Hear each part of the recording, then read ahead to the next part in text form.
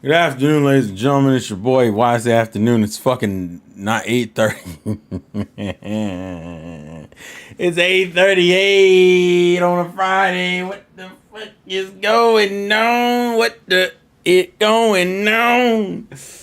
Oh Lord! I bet you this title's gonna get me demonetized. I hope y'all know that. I hope y'all know when I think of these things and these ways that I decide to present them to you. This stuff gets me in trouble. When I be thinking the thoughts that I shouldn't be thinking, but I thought, so I'm thinking those thoughts. Man, I thought them thoughts, now I ain't thinking no more. Oh my goodness. Hey man, it's like you already showing your evilness, man. You ain't seen evil, bro. It's crazy. It's crazy. So by the way, I'm pretty sure, I'm like 90% sure, just the title alone is gonna get me demonetized, man. It's okay because I don't make no money anyway. That's not true. It's a little true. It's like partially true. I'm not rich. I was never rich. I'll never be rich. You won't call me Richie Rich, I swear to God. Oh my goodness. Oh Lord, I need Jesus. I'm just rambling right now. I apologize. Oh yeah, that's the right you owning an Xbox shows the worship of Satan. Oh my Lord. I think I'm gonna just let I'm gonna let Orion's mind go as crazy as it can, and I'm gonna just let you run with it because I feel like your mind's gonna take this further and further and further into the depths of insanity, and I feel like it'd be rude for me to take that from you. Let's see. Sorry, I'm scrolling through something. So I don't think anything notable happened this week, particularly because most of the gaming stuff is already done with. Like we've had our Nintendo Direct, we've had a State of Play, we have Xbox. So the gaming side of things is chill. The only thing of note gaming that you might care about is that Steam is having sales and stuff, and I'm gonna tell you right now, the Steam sales, they're dangerous, man. Be careful, bro. Them Steam sales are crazy, bro. Don't ask me if I bought anything because I'm not going to tell you the truth. Just know that I bought something. Dang it. No, I didn't buy anything. I bought something. Also, I know that we also got reveals for like live action One Piece stuff, but I'm not going to talk about that right now because I don't care. Because I barely even know who these people are in the first place. So we're not even going to worry about it. We're not even going to worry about it. Let's see. Dang it. I gotta love when an episode just goes way too much, bro. Okay, we're good. I think we're good. Yeah, we're good. All right. Just bought fireworks today. I have problems. He just bought fireworks today. Let's see. Feels weird not being able to play my Switch games after work. Well, my Switch does me, so I had to buy an OLED, and I'm just waiting for it to be delivered. I mean, yeah, but we're kind of close. Well, to be fair, there's too many games coming out. I would have told you to wait before getting it, but it's just too late, bro. Also, Paramount Plus is increasing their prices. What is this? I'm so tired of everybody. They giving Rama a new anime? Sorry, I'm like all over the place right now. I'm sorry, everyone. Y'all just getting in here. It's okay. What are they increasing this plan to? To $13 a month. Essential will go to $8 a month, and limited commercial plan will be $8. See, to me at that point, why not? Why even do that? Like, why? And also, you made essential. You made Paramount Plus limited commercial plan versus Paramount Plus Showtime. Paramount Plus Essential and Paramount Plus Limited commercial plan is literally just the same price now. Why would you do this? And I know Max, yeah, HBO is already on some ridiculous nonsense. What's the difference between the OLED and the Switch, OG Switch? Better look at the visuals. I did the Steam sale again too. Cheap is cheap. Exactly, cheap is absolutely cheap, dude. I bought some games. If you see me on Steam, you might catch what I bought, but don't worry about it. Mind your business. Don't follow me. Please don't follow me. Please don't follow me. All right. We're going to get into the conversation in a second. I'm just kind of rambling a little bit and scrolling through news articles because for some reason all these subscription services are boosting their prices as if they're worth all this financial investment. I ain't watched the Disney Plus original yet. For those who want Paramount Plus, get yourself a Walmart Plus subscription, and then you'll have Paramount Plus. Because if I'm going to spend that money for Paramount Plus, I might as well just go ahead and get at least Walmart Plus. That way, I can have both. Let's see. Oh, what? Oh, I guess a Code Geass sequel. Sorry, I'm sorry. I'm scrolling through like casual. I'm scrolling through like casual stuff on Anime News Network before I get into like the specifics of like the video itself. I'm also letting you give time to run. I have you on Steam, so I'm gonna look. Mind your business, Ryan Sword. When are you playing my donated games? When I finish playing the games that weren't donated to me and then I just bought. Wow. Whoa. Retro, relax. Also, what's up, Mr. Vati? Also, what's up, Navy? What's up, Kuro? What's up? What's up, everyone? How's everyone doing? We got 14 videos in here. Also, My Hero ends. My Hero ends in 5 chapters. How does the My Hero fan base feel about it? I know it hurts. Also, I guess Yozakura is gonna keep going. Cool. You guys see Yozakura family is gonna keep going. I need to go check to see how the anime's been doing visually because like nobody's talked about it, which makes me concerned that like it hasn't been doing well anyway. Also, Jujutsu Kaisen's still on like break. Man, when I look back and I look at it, bro, I didn't realize that like the Shonen Jump grind is way rougher than I thought it was. I think the problem is we came out the gate with some hard hitting individuals, so I didn't realize that like this shit is hard because now you see these other mangaka having to take breaks and getting sick because the struggle's so hard, and I'm like, whoa, wait a minute, is it that bad? No, it's that bad. How come My Hero surpassed Kingdom Hearts? Oh, Katekyo Hitman Reborn is behind comprehension. Really? It's not really behind. It's not beyond comprehension. I cannot talk today. Oh my god. And then people can review My Hero as a whole and have like a full discussion about it. It's gonna be interesting. When we gonna get that Steel Ball Run, JoJo? Sorry, I just saw a JoJo piece of news that had nothing to do with that, and it makes me mad. Hilarious how many people are more hyped for Eden Zero's final chapter over My Hero Academia's final chapter, and that should say something about the series dropping quality. I mean, it is what it is. Let me see. So let's talk. All right, I scrolled through all the news that was relevant to me, and I mentioned those things in a casual name. But this isn't the point. Oh, I just realized Creepy Nuts is doing Dandadan's anime opening. Let's go. By the way, the new trailer hitting like crazy, bro. And that's going, when is Dandadan comes out? It's October, isn't it? Or no. Where's my date? Where's my date? No, give me the freaking, I'm pretty sure Dandadan comes out on, it's like in October. Wait, it's on Netflix. Oh, okay. All right, I see Crunchyroll. All right, we're Gucci. Yeah, it is right in time for Halloween. If anyone hasn't read Dandadan, go read Dandadan. It's been really good. I enjoy the hell out of it. All right, let's talk about the topic. Let's talk about the topic at hand. Sorry, I got really distracted and I'm really rambling tonight. I don't know why I am. It just is what it is. So I've been trying to make a new habit of taking walks after I get home for at least 30 minutes to an hour, depending on my mood.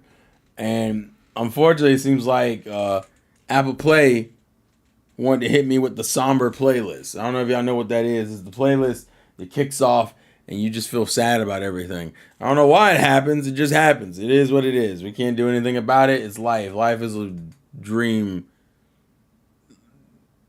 Go to sleep. I'm so stupid. But with the somber playlist, it was something I was thinking back to. So I've told the story before, and if you follow me on like if you like hang out with me in the servers when I'm playing games on Twitch and whatnot. I've told the story before about how like I think the only thing I've ever stolen in my life was like this was Pokemon Ruby, and I took it from this like mentally handicapped child.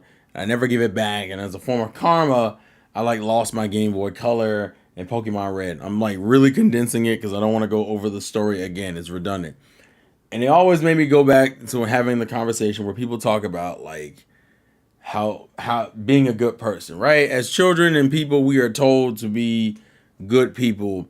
And as everyone also knows, in modern society, you will be constantly reminded of how being a good person low key doesn't matter, depending on being a good person matters, but I think it only matters to you. It won't like I won't say it matters in general because although being a good person, because you can be a okay person, you can be a tolerable person, and still be not inherently good. And the funny thing is, I feel like it happens a lot where guys, especially guys specifically, are taught to be like these good people, right? Very kind, respectful, genuine, like the full 9 yards of being like a good person.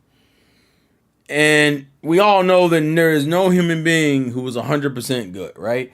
We are 100. We all know there is no being in this world, on this physical world, that is 100% good. Everyone has about the most you can see is somewhere between 90, probably about 90 or so percent, but you never hitting that full 100%. And then obviously, if you were raised in a religious environment, you've had the conversations about like going to hell and internal damnation for not doing X, Y, and Z things. And then the conversation comes up, well, what is your God specifically defined as a good thing? Because if you notice, depending on what religion you're talking about, certain things are deemed as highly offensive and highly disrespectful, and other things are viewed as perfectly fine and okay and normal to understand.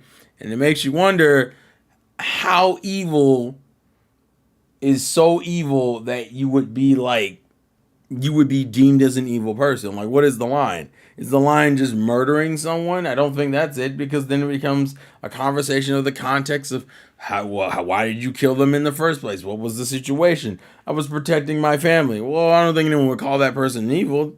They would call that person a protector. What if I shot him in cold blood? Well, then you'd be considered evil. What if he was because this is how the gang's lifestyle works, and if you don't fight back, you'll lose your life. And it's like, well, it's a product of his environment that he had no control of. Like, and the reason why I was thinking about this in the first place is because like the conclusion I came to, and it's something I've come to the conclusion of a while ago, but it was more of like reiterated to myself, is that like I said, we were taught from children to be good people, and I think I've acknowledged to myself that I'm probably not a good person, but I can't tell if I mean that in the sense of I'm not a good person intrinsically, where like my inherent nature isn't just directly good, or is it more so I'm not a good person in like the objective sense of what people view as good. And realistically, what should really just matter is your own internal view of yourself. If you can look at yourself in the mirror and look at the actions you take and said, I am fine with those actions and I don't regret anything, that would be for like self love and self understanding. But when it comes to being evil, what goes from bad to evil? What makes something evil? Is it just the disregard? Because the conversation realistically should be like, what makes something truly evil is a person who has no disregard for anything and anyone. Hell, they barely have any regard for themselves. It's more of a thought process. There's a channel I believe on here on YouTube. I don't know if it's called this, but I know he has a series called Analyzing Evil, where he takes various evil characters from like media, anime, just anything, any sort of media, and he analyzes the psychology of those evil people and why they're evil and what things led to make them evil, and does that still make them evil even if you understand? It's kind of like I learned the villain's tragic backstory, and I'm like, well, does that make the villain any less evil? And I think the reality that people have come to is that just because evil was done to you doesn't then make you invulnerable to being viewed as evil. Like, just because your mother sodomized you or like emotionally traumatized you doesn't make you any less evil. It just explains where your evilness comes from. You're evil because of the terrible things that were happened to you.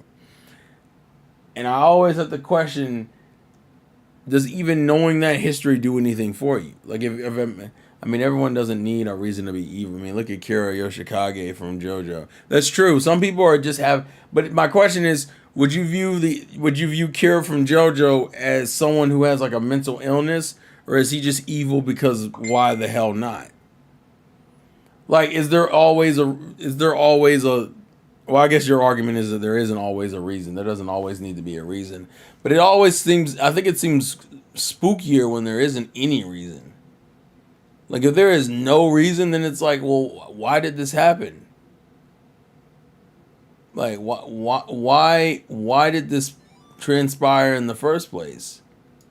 It can't just be, are you telling me that evil is just born and some people just have the misfortune of having tendencies that are inherently evil? I think it has something to do with one's intention.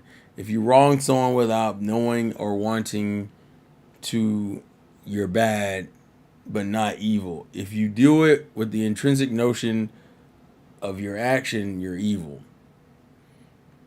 So it's not about the action, it's about the intention behind the action. It's kind of like I killed a deer, but I didn't kill a deer for hunting purposes. I didn't kill a deer to protect anything. I didn't even kill a deer for scientific reasons. I killed a deer because I wanted to look in its eyes as the life drained out of it as it bled out. That's why I shot it in like an inconspicuous area where it wouldn't die immediately from the shot, even if I had the capability to shoot something. But Kira doesn't even consider himself evil. In his mind, he likes what he likes shouldn't be wrong. Well, and ironically enough, because that's how a normal person would think. If you think about it, like, I like chicken pot pie. I like women with hourglass figures. I like blowing up. I like women's hands. Ironically enough, Kira's fetish isn't even really the problem. It's the method that it's the other part of it. It's like, I like women's hands. Like how dudes say I like women's feet. But the problem with Kira is that I like women's hands of dead women. I like dead women's hands. And you're like, and I also think they're my girlfriends once I blow them up. And you're like, oh, okay. Psychopaths see evil in a different way. Well, because they don't view what they do as evil. They're viewing it as I think one of the more terrifying things about evil individuals is to be evil, aware of you being evil, and even view it as what you're doing as evil, and then still doing it, justifying it on some other level, right? I think that's the spooky part. The spooky part is knowing that something is evil. Like, if you think everything is normal for you, then I'm not surprised that you do the things you do because you view it as normality. It's not considered out of the norm. My question is, would things be considered evil under a different societal context, right? Like, it's kind of like how in different cultures, if you like end a marriage, it turns into a way worse of a situation. Like a woman gets beaten, she gets publicly shamed. Is that evil when that's the culture they were raised in? Like when you have children growing up in a culture that does what people in America would view as horrible things to a woman over the act of divorcing her, does that make that action evil? We know it's bad, but still, then the question comes into, why do you get to pick what's bad? Why is it bad? Is it bad in general, or is it bad in your standards? Did it cause harm and pain to another individual? It is then deemed as bad. If it caused harm and pain to another individual and you intentionally did it for no other reason than to watch them suffer, that makes you evil. And that's the clear cut way you would say it. For a vegetarian, eating a cow is seen as bad, but in Hindu, eating a cow is seen as evil. Exactly. That's a good example of like certain actions. Like it has to be something. Because even realistically, and actually that's a good example because like in American society, most of us are not vegetarians. I mean, there are some obviously, but most of us eat meat, right? Which means we condone the act of taking a cow out or taking a deer or any other animal made of meat that we eat regularly, chickens, right? And essentially killing them and molding their bodies into like visually stimulating flesh for us to then package and sell in various stores and eateries, right? And the question then becomes, can you call yourself a good person knowing that you are allowing and perpetuating the death of innocent creatures who in some cases are literally bred to die by the hands of humans?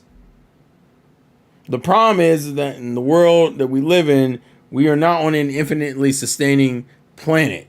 Like, realistically, somebody's got to die, right?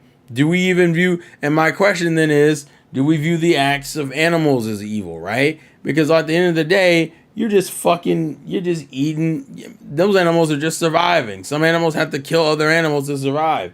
It's the circle of life. But do you feel bad for the creatures who literally are the ones at the bottom of the food chain? Actually, it was a good point. Kuro was a good point with rabbits. Rabbits are like my favorite animal. I've said this numerous times. I love rabbits, right? Rabbits populate a lot. If you didn't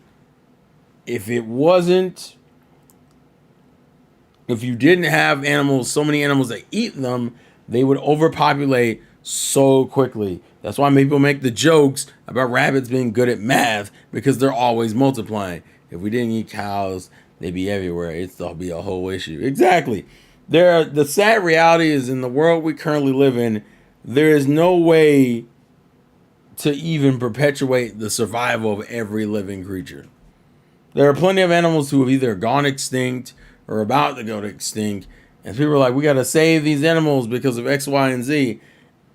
And then the question becomes, well, why do those animals get to be saved when we've let other animals extinct years ago?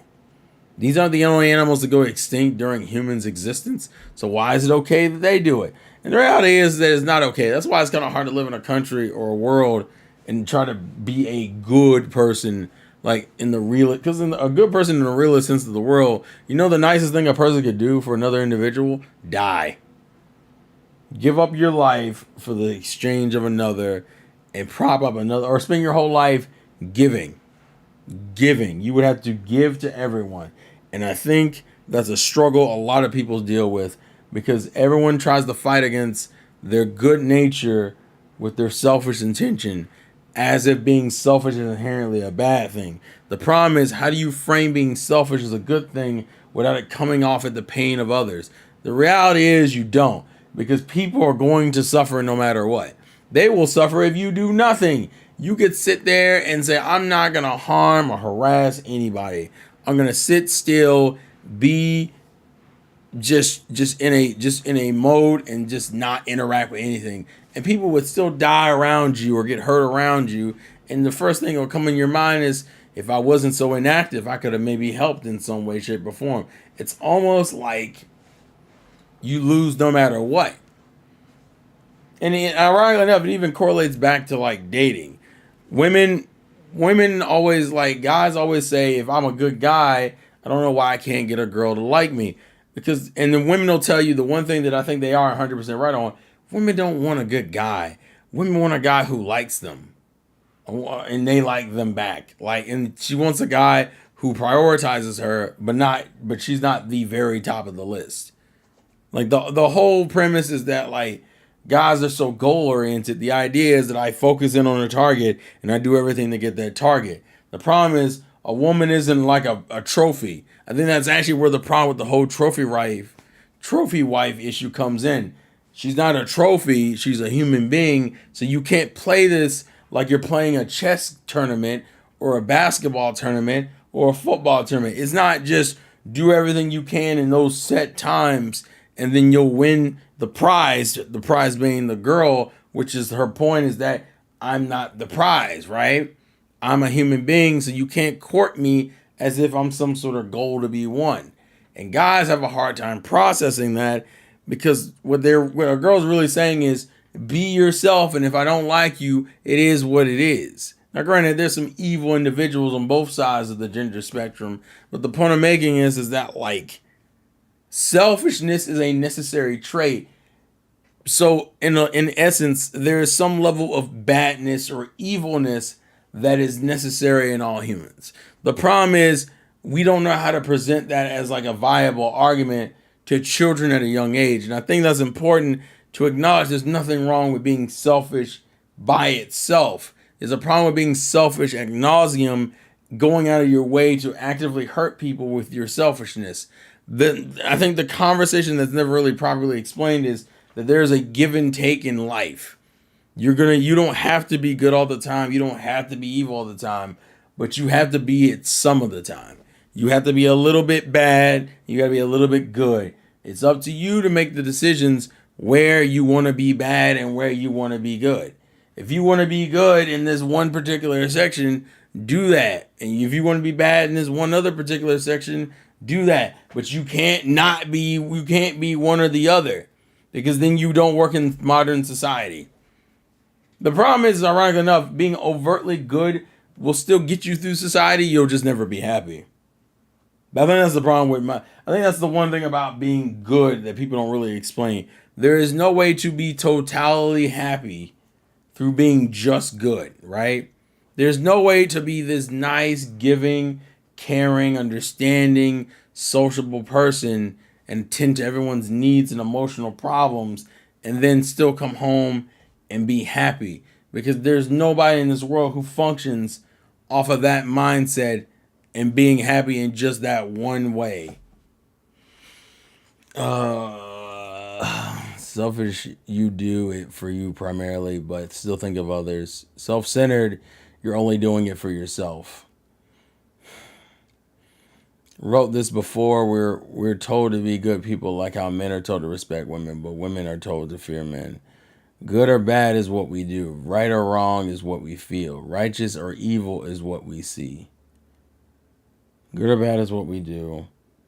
Right or wrong is what we feel. But where are those feelings coming from? Those feelings have to be coming from somewhere, right? What gives you your perception of right and wrong?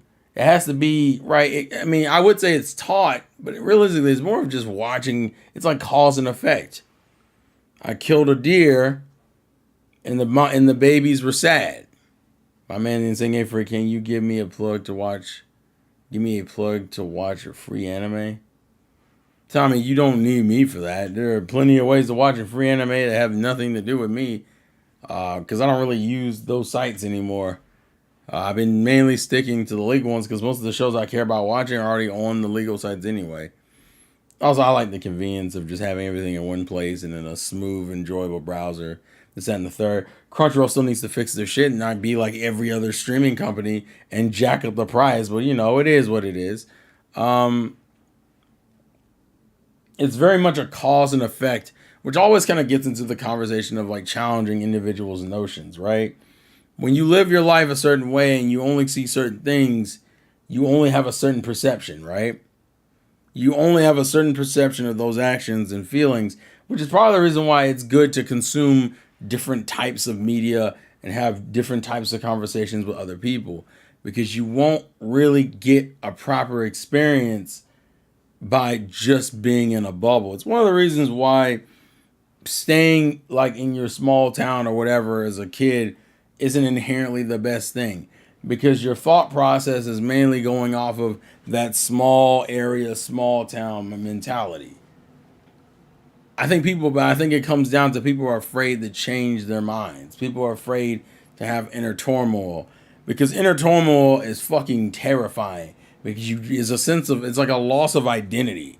You're sitting there struggling in your mind of whether or not the things you thought and the things that you said are okay and is it good, which is why I think a lot of the conversations nowadays is like, your feelings are valid.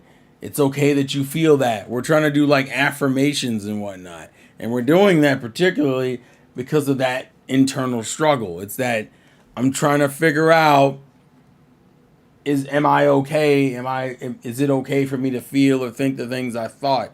And so if you don't have self-affirmation, It's not like the world's gonna be like, you know what, honey, you're great.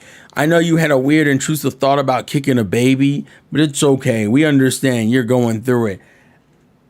And I feel like maybe within that there's a risk of over acceptance because there are certain thoughts that need to properly be explored and properly diagnosed because some of that shit is not just you having a moment and struggling with some internal thoughts. Some of it is you low key being a psychopath and then no one addressing it. And that's probably the more scary part. It's like, yeah, you have a problem and you might need to be helped. But see, people get all insecure and shit. And the problem is, and the sad reality is, you will not save everybody. There will be a psychopath who gets through. Also, because some people just have evil moments. And those evil moments come out of nowhere. It's like it's like a rock concert almost. Like, surprise, you didn't see the gun that I was going to randomly pull out because I just didn't have any regard for him in life in this one particular moment. No way. The moment you have something intrusive or remorseful, that is when bad actions can become evil deeds. I think the intrusive thing is that your mind. I guess the question then becomes like, well, then it makes me wonder where the idea of an intrusive thought comes from. Where you're sitting there driving and you have a moment. You have a thought and a moment while you're driving. You know, I could just hard right turn this right now and crash myself on a bridge and either fly myself out of the thing and die off the side of the bridge or just get into serious, like, because you have introspection now. Okay. I see what you're saying. Introspection, but I think a lot of people are afraid of introspection. Is also, I think the worst about introspection is knowing that you knew that you were wrong. I think that's the worst part about introspection. That you can sit there and think about something and realize you knew you were wrong, and the reason why you felt the way you felt in that situation is because you knew you were wrong, right? And I think that's probably the reason why, like, a lot of the issues, and I'm correlating this with modern topics here. I think that's part of the reason why, like, the issues that have, well, I won't say the issues. I'll say the reaction to, like, the debate that happened last night have been what they have been. Because people sat there and watched it and interpreted that debate for what they interpreted it for. But what makes political discourse so hard is that to challenge your choice in candidate is to also challenge your thoughts and beliefs, right? Because you believed a certain set of things, you held a certain set of values, and the reason why you picked your candidate was based off of those thoughts, feelings, and stances you took on these whatever issues, right? So when someone attacks your candidate of choice, they're attacking essentially you and everything that you represent, especially if you're one of those diehard supporters of whatever party you support. Then it becomes, well, I don't really mess with, like, Biden. I don't really mess with Trump, right? They'll say things like that, and what you're really saying is, I reject you as a person because I don't mess with the president that you decide to choose after intellectually going through your thoughts and being like, this was the person who represents my thoughts the best. Diehards, and that's why the struggle to, like, get them to see anything on the other side is so dangerous and hard because they're constantly fighting against themselves, right? They're constantly fighting against the thought and the opinion and the assumption and the assertion of whatever you think he's going to do, he's not going to do, and you having to come to the realization they might low-key have a point because in the past he didn't do X, Y, and Z, and he said he was going to do X, Y, Z, and W. All right? Introspection is absolutely terrifying because the moment you find out that things may not be what they seem, is the moment you also have to you have to accept that you yourself might be wrong and might have always been wrong. And that is horrifying to me. To be like, oh, I've never been wrong, but I could have been partially wrong. I'm like, nah, bro, you were just wrong. You're like, there's no way, bro. There's no way I've just been wrong. There's no way that everything that was done, then I'm just wrong. I'm just wrong and I always was wrong. And then you have to sit there and you have to think about it. And the funny thing is you have plenty of people who've gone through this introspection and end up changing sides. The problem is there's no guarantee that whatever side you change to was intrinsically right, which is why you shouldn't have people pick sides in the first place. Humans don't K-word each other out of instinct. Having thoughts and beliefs is one thing because those can fall under the bad umbrella. It's not evil until life is threatened. Animals K-word each other because Mother Nature is evil by default. Why do you say Mother Nature is evil by default because of the environment these animals are put in? That there was no way that you could put all these animals in this environment and they could just be okay no matter what. Is that why you say mother? Like, my question, Kuro, is more so, what makes Mother Nature evil on default? Because of how it is, or because of the situations that you can't avoid in it?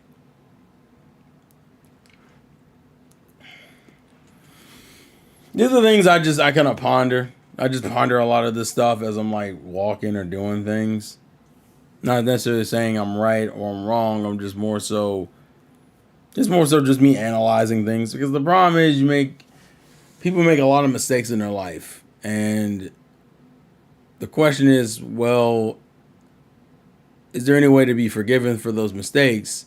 And the answer is yes. You can be forgiven even by the person you made the mistake towards, the person who got hurt because of your mistake. But it's one of the things I actually was thinking of. Actually, it correlates to I'm going to make a One Piece reference. People are going to get mad.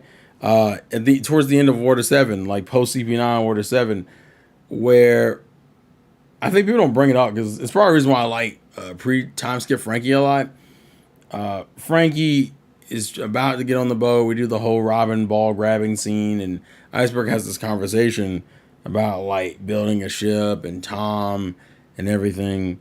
And one of the lines he says is that, like, even if I forgive you, even if Tom is forgiving you, what does it matter if you haven't forgiven yourself?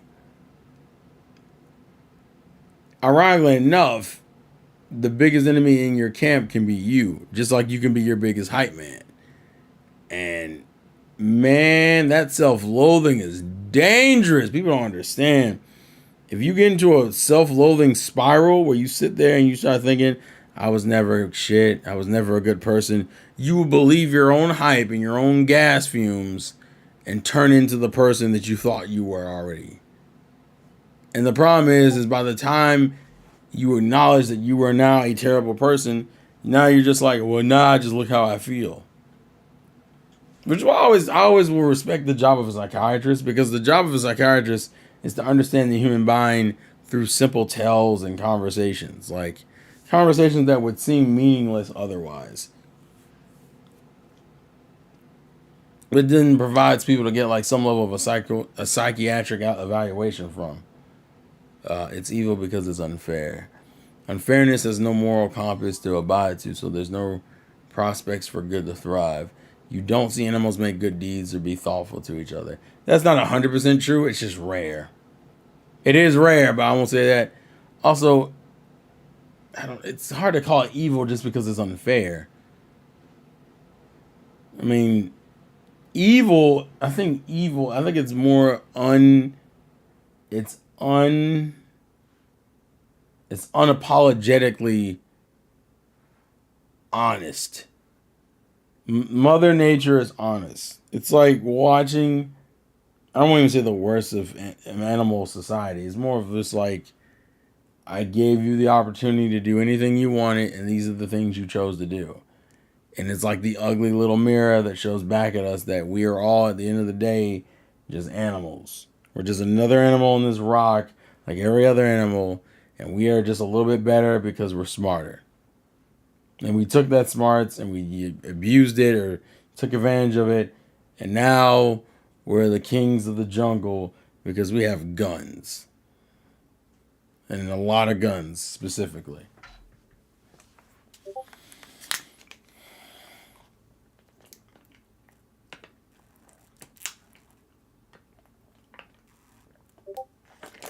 Oh my goodness. I will let people give their thoughts, though. I feel like I don't want to ramble too much without getting like some input from you guys. Because I realize that this stuff can easily be just like rambling. Like really easily just rambling nonsense. Let me see. It's why people want to be hunters in the Hunter x Hunter to take advantage of what Mother Nature offers as a standard. Don't bring up Hunter x Hunter in this house because I have my thoughts and opinions on Hunter x Hunter. There's a video that I want to do and revolves around Hunter x Hunter that I haven't recorded yet, so don't worry, it doesn't exist technically yet. But it's a very interesting video because it's supposed to deep dive into like a particular character. What's the question again, friend? I guess the problem is I've said a lot, so there could be potentially a lot of questions. I guess what I should have said is the story that Togashi will never finish. Exactly. The question I guess I'll say is this. I should have changed the title of this video because saying how evil are you? I guess the question is, do you view yourself as a good person, and why? I think is a better question. Do you view yourself as a good person? And then if you want to give more reasons, then explain why. And do you think it's okay to be a good person? Because realistically, it's weird. It's almost like we went out of our way to make stories and movies and like forms of media that like reaffirmed the decision to be good people. Like, see, you're a good person. And in this movie I made or this book I wrote, I showed how good people can still win and they can still be rewarded for being good people. Therefore, there is justification in being good. That might be an interesting conversation in itself. That the reason why we create fairy tales and videos and stories where good guys win is because we want to say that their actions led to a proper outcome. That the effort and work they put in was absolutely worth it and they achieved something.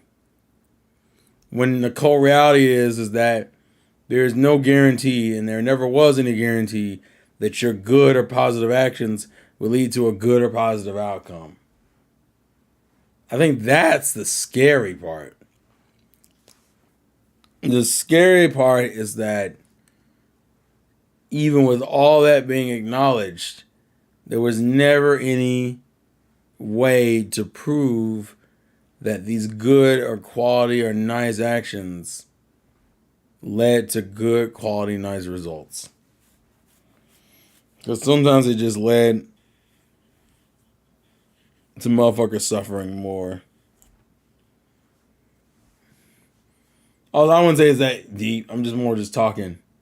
I don't know, man. These green tragedies and grim fairy tales hit different. But then the question is, what's the appeal of watching other people suffer?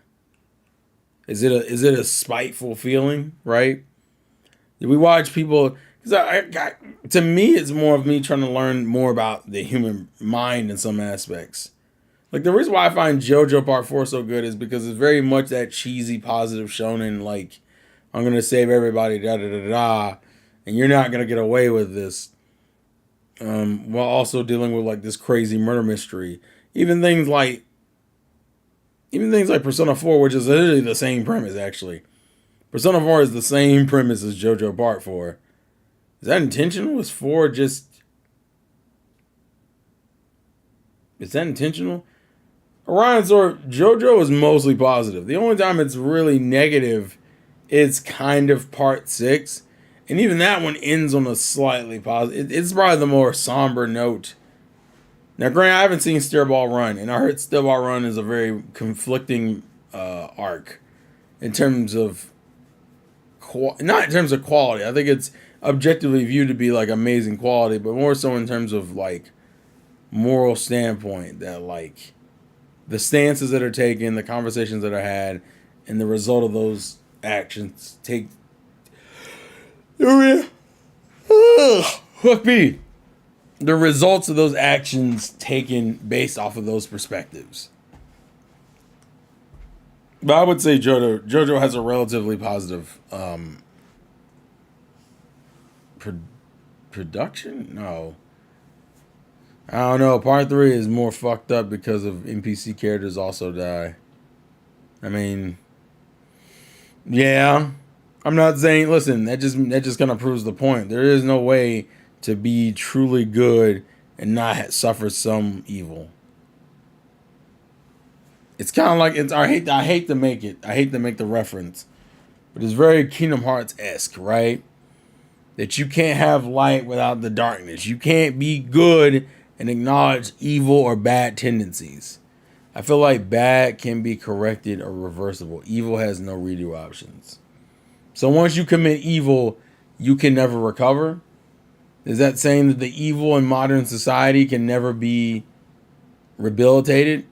Because it almost feels like that means you lose. Once you commit an evil action with evil intent, or a bad action with negative intent, it is now deemed an evil action, and then you as a human being can no longer be redeemed and saved through any sort of positive action that takes place afterwards. I suppose being good and telling stories about good prevailing is because we all want that happy ending at the end. It's hopeful thinking. It's hopeful thinking, I think. I mean, that's probably true. Because if we talked about the reality situation is, there is no guarantee that any of us are going to have a happy ending. Hell, there's probably a higher chance that a lot of us won't achieve that happy ending based on how society has been working in the last, few decades, honestly. I feel evil could be prevented, but evil cannot be redeemed. So once you commit an evil act, there is no way to redeem that individual. It's crazy because we have... So is there no form of redemption that can be given to those who've committed evil? Or been evil at one point? Like, is there a way for a person to be evil at one point and be and can recover from that evil? I mean, I love me some happy endings and really hate when they get a tragic ending in a movie, unless it's like Logan, where you feel there's a hint of hope towards the end. I mean, there's a level of realism people want in their films, right? You can have these overly positive and overly sappy fucking films, but at the end of the day, you want to believe that there is a point to it all, that no matter what terrible thing you've done, the worst of the worst can still be redeemed in some way. Everyone has their own thresholds where evil starts.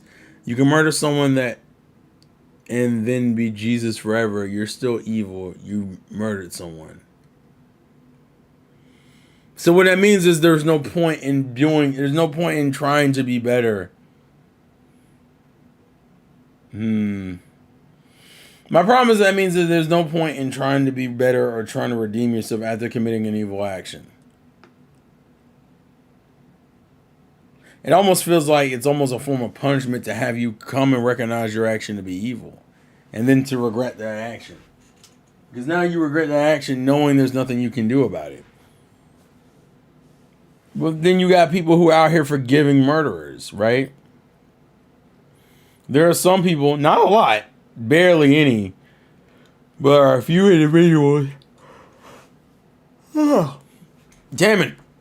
I can't tell if I'm sleepy or I'm cold. I think it's a combination of both. But I do say it depends on why you murdered and who you determined, and who to determine whether it was evil to begin with. Well, what if you yourself deemed it as evil, right? After trying to be rehabilitated, you acknowledge that the action you did was evil. You may have not have at the time, but you acknowledge it now. I guess it just feels like being in a bad headspace or a bad thought process in that moment. Because realistically, the evil actions tend to come at your lowest, right? That's when you decide to commit evil, is when you're already at a low point in your life. Dog, I'm not gonna lie to you. I feel like I'm fighting sleep right now. I'm fighting sleepiness. And I think I'm getting my ass whooped. I'm gonna be real with y'all. It also depends on the order of the events. If you K-word before saving lives, you redeemed yourself. But if you K-word after you save lives, you corrupted your heart because you knew better prior. I mean, everyone's going to perceive that differently. and have a sleep stream. Goki, I can't. Well, I mean, it's not that I can't. I guess I shouldn't even say I can't. I could. But I feel like it'd be disingenuous, Goki. We haven't even been streaming for an hour. And my eyelids are like, fuck you, bro. Your ass, you need to sit up and have a conversation about life. Not that I have to have a conversation about life. It's just more so I like to have these conversations. The introspection is helpful for development and growth. And if nothing else, I hope some people get some level of entertainment about... I hope some people get some level of entertainment through these conversations. The funny thing is, I've had this conversation with my friends before about doing like a sleep stream, and we did like a pseudo sleepover on Discord, where I think it was like me, Tyrone, Richie, and KG somewhat participated. I think Polly even somewhat participated. But like I essentially stayed on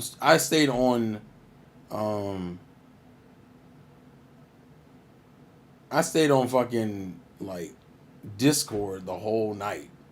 Like I woke up at like 7 or 8 o'clock in the morning. What do you see as evil then? Not just evil, but just as irreversible evil. Irreversible evil? To me, irreversible evil is not one action. I don't think just murder or just... Like, you can't just do just one thing for me to view as irreversible evil. Because that would make me the kind of guy who believes in, like, the death penalty. And I don't. I believe you should be able to rehabilitate these individuals. If anything, this could help to like... help the development of younger children who might be on a similar pathway. And as they learn more and analyze and like dissect more of these individuals, you can help stop the warning signs of like potential issues in younger children in the future. Like, take the failure and turn it into something great. At least that's the way I'm thinking about it. I low-key want to take a nap. I hate it. This always happens on a fucking Friday, because I bet what I'll do is I'll take a nap and then I'll go to sleep for like an hour, and then I'll be fucking fine. Or what's happened to me before actually is where I stream and I get sleepy, and then like as soon as I end the stream, I'm all wide awake. I don't know why this happens. I don't know what it is, but sometimes I just get tired. I think I know what it is realistically. I'm not, as much as people would probably not believe when I say this, I'm not an overtly social person inherently, right? So sometimes this shit can drain my social battery just like a normal conversation would. And I think I may just hit my limit earlier than I thought I did, and then I go chill out and then I'm perfectly okay. It's almost like the issue of talking and interacting is a problem in itself. But the second problem is these chairs are really fucking comfortable. I want y'all to understand these chairs are so fucking comfy. Me and TSS have both nodded off in this fucking chair, and I hate it because it shouldn't have happened, but I was sleepy. And I said, why not?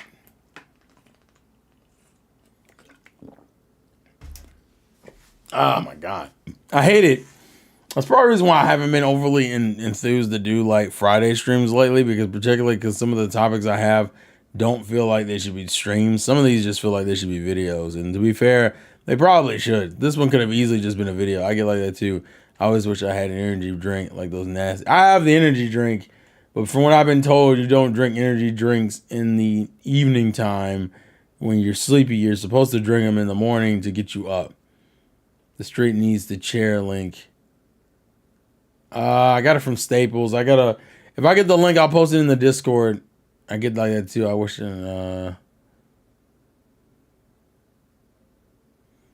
kind of looks like mine. I think this is like a Heineken chair, I believe is what they're called. I believe that's the brand. I want to say it's Heineken. I really want to say it's Heineken, but I'm not confident in the statement, which is the problem. Um, damn it. That's not the right tag. Is this the right tag? You can drink some cold water to wake you up. I just drunk some water. YouTube doesn't like my comment. What did you say? Just never drink energy drinks. This is okay. Lie to me. Come on. I guess it doesn't tell me on here. Yeah, I don't think cold water is meant to wake you up. Now that I think about it, I think you're supposed to drink something else. Has anyone ever just tried a napping stream? Not even a sleep stream. Just taking a quick nap, like power nap it and see what happens. Because I can do that. I can sit here and lay down and take a... Well, not lay down. I could probably get like a piece of cover and lean back, and I could probably be okay in like 10 minutes. I could try that. I don't know. The only drinks I really drink are Powerades that would be considered quote-unquote energy drinks. Another thing that's the same thing. What happened to it? I just didn't go through the effort of setting it up and then dedicating a day for it because I would have essentially lost a Saturday. No cold water wakes you up. I wake up and drink some refreshing cold water, just like a cold shower wakes you up. You say that, but I've been drinking this cold water and I'm still like low key ready to nod the fuck off. I'm just be real with y'all.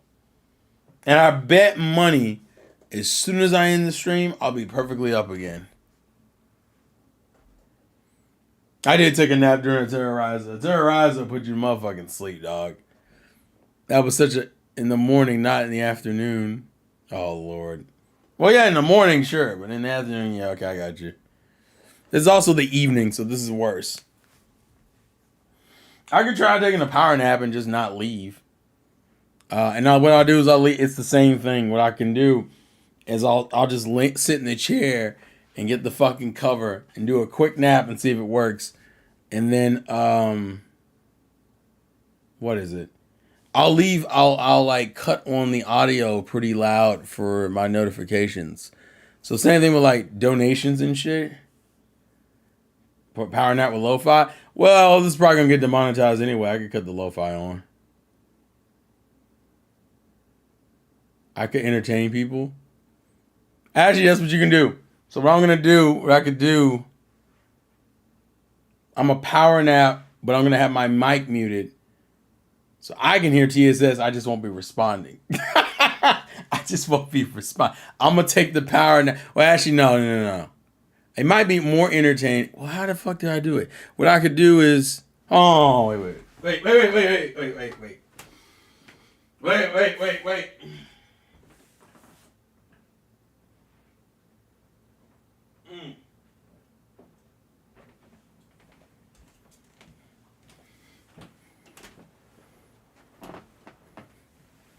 What was the comment you made? So what I could do is I'll take the nap in the chair, right? The problem is that I can't. Me hearing TSS is not napping. Okay. Well, you know what? Fuck it. You know what? This is what we'll do. I'm gonna take a power nap. My mic will be muted because if I don't have my mic muted, you'll hear the feedback from my speakers where TSS talks, right? So TSS could talk for like 20, 30 minutes while I take this nap and I have lo-fi playing in the background.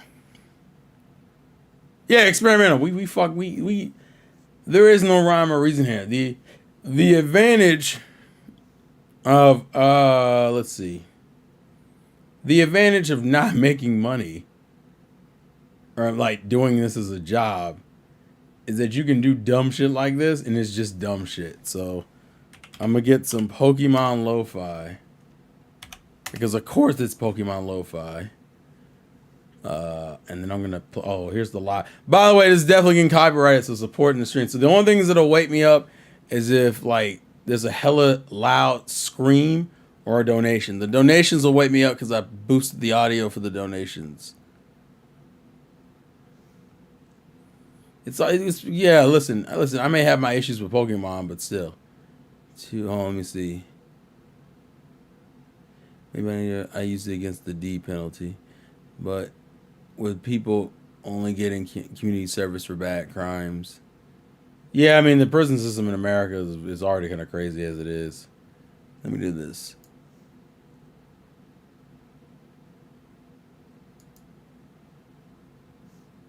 Okay, let me see.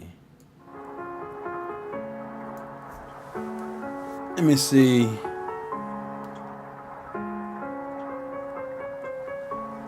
Okay, can you guys hear can you guys hear the music? Is the music too loud?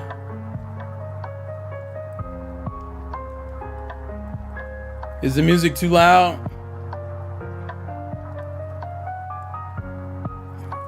Music is fine. Alright, Tia says if you want to humor it, we can humor it. So what I'm gonna do, also Johnny takes sleep streams all the time. We're gonna pretend like I'm playing a Terrariza, and that's what's happened, right? So people are gonna be fucking confused going into this. TSS, I'm gonna get into the chat. Chat, I just won't be talking to you in the chat, okay? I'm gonna just let you talk and ramble, and I'm gonna see if I black out or not. That's it. I'm just gonna lay in the chair, and if I take the nap, I'm hoping the nap is only like 30 minutes. This is really dumb, by the way, but fuck it, okay? Fuck it. Do we still have it? Is it still called like the sleepover thing? What is it called? Yeah, it actually is. It's called sleepover in the voice channel. So I'm gonna get in the sleepover success thing. And she says you can join that. The way this is gonna work is simple. I'm gonna just let you go. I'm gonna let you say whatever the heck you want to say. Oh, I got a lot of things to say. So you can say whatever you want to say. I'm gonna just be sitting here listening. I can hear you. I just won't respond because eventually I'm probably gonna just nod off. Okay. We're good? Sounds good to me. Yes, we are good. All right, go for it. All right. So first of all, I want to just say that I am greatly satisfied about tonight because tonight was the on sale date of the Breaking Dimensions Hololive concert series, which is going to be going on in Brooklyn. And my friend from Queens came in clutch once again by getting another friend of his to get me a orchestra seat, like in the rear orchestra in the center section. So I am really happy because now it saves me a lot of headaches because I had 3 browsers open and 6 tabs open, and they were giving me the either 3,000 people, 5,000 people, or 15,000 people in front of me. So yeah, that was crazy. But like I said, I was able to have somebody else get me a ticket. So now, even though I got to drop like, all together with like Anime NYC stuff, like $400, I was able to get the Anime NYC stuff, the tickets. I was able to get tickets for the Hololive Soar concert, which is going to be on that Friday, and now the Breaking Dimensions concert on Sunday. So I am all set to go. I am so excited. And also, everybody's going to be excited for Hololive Justice, which just debuted. And I'll tell you this much: it was crazy just to see. Elizabeth is now my new Oshi in English Hololive now. I am freaking so happy. Her voice is crazy. She's a legit mezzo-soprano. On her very first song on her debut stream, she had a legitimate 3-octave range. She hit an F3 and an F6 on the same song. So, and she's British too. So it's all about the Brits. And then and then she was having, I think she had 110,000 concurrent on her first debut stream. And then her karaoke streams, including the 2 unarchived ones, she was hovering around 27,000. So, yeah, we loved them. It's Hololive EN Gen 4 is real, and they're here, and I'm so happy. Also, A-chan is retiring, and I'm sad about that. She's been with Hololive for 7 years. So, unfortunately, due to, I think, family health reasons, she cannot participate anymore. Oh yeah, Cecilia. Cecilia is cool too, because she must be like Swiss, because she knows German, French, English, and even a bit of Norwegian. So we're out here with, Hollow EU, even though, freaking Kiara has been there since the beginning. But this is legit Hollow EU plus Gigi, because Gigi's from America. But yeah, I mean, it was really cool. Yeah. But like I said, I'm so excited. I'm so excited for this gen. I mean, it's not even been like a week, and I've already and already all these ladies have been crazy. It's been crazy good. Liz covering a Gavis Battle song is absolutely bonkers. Loved it every step of the way. But yeah, so that's what that is. Reason why you haven't seen me around much. Yeah, exactly. Now you have, you get 3 more. Exactly. Reason why you haven't heard me and doing any streams as of late is because, like, for about a week, my throat has been kind of weird. It's been like coming in and out of swelling, and thankfully it seems to not be affecting me much anymore. Yeah, I would say so. I know some people are comparing her to like Iron Mouse, right? So here's how I see it. So Liz I know is a legit mezzo soprano, because she can hit like 3rd octave notes all the way up to, she hit F5, she hit C6s on freaking Skyfall, which sound freaking amazing. Hitting like B flat 4s and mid 5th octave stuff in her sleep. Completely nailing Bohemian Rhapsody, even Roger Taylor's parts, that B flat 5 at the end of the opera section, and doing it without over singing it, which is great. She's actually able to get to carry on, which Iron Mouse doesn't do. She does like the Iron Mouse phrase. She does like the live phrasing, which is like on on G, on the carry on. So anyway, my point was, Iron Mouse is also a mezzo soprano, but she's a mezzo soprano that has a clipped low range because of the lung damage. Because Iron Mouse could hit upper 5th and 6th octave notes too. It's just that she doesn't have much access to her lower register because of the lung damage. But Liz is like, if I would not be surprised if Liz probably has either relative pitch or perfect pitch, because she is able to glide up and down her range with absolute ease. And I'm like really, I'm crazy for her. She's one of those ladies that I might actually go for a membership if she does this.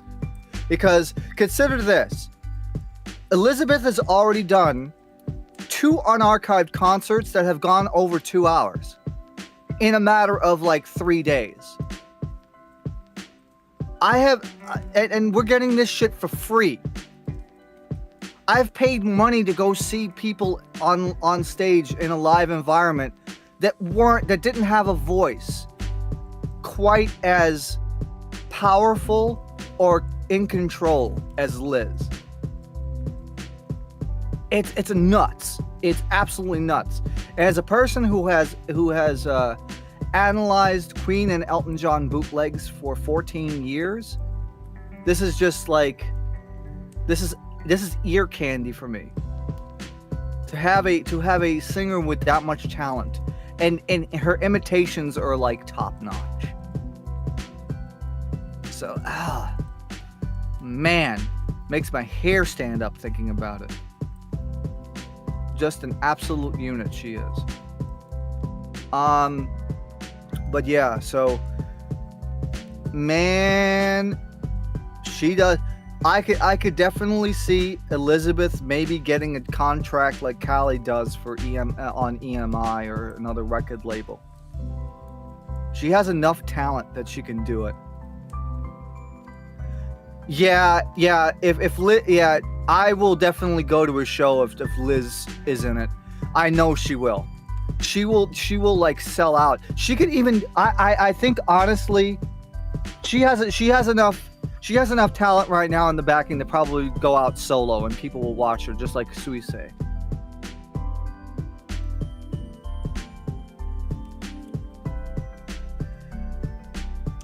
Listen, I will say that. Listen, if these two concerts in Brooklyn are the smash hits that I know that they will be, and they come back, I will be that. Opinion on Lindsey Stirling. Lindsey Stirling? Name doesn't ring a bell. Let me see here. Okay. American songwriter and violinist. I haven't heard of her, but I know of another violinist that has played with Eric Stewart.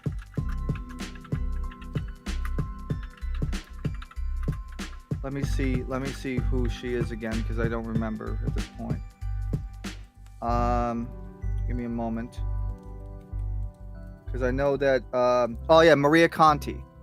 Maria Conti is a violinist that I know has worked with Eric Stewart. I've seen her once in New York.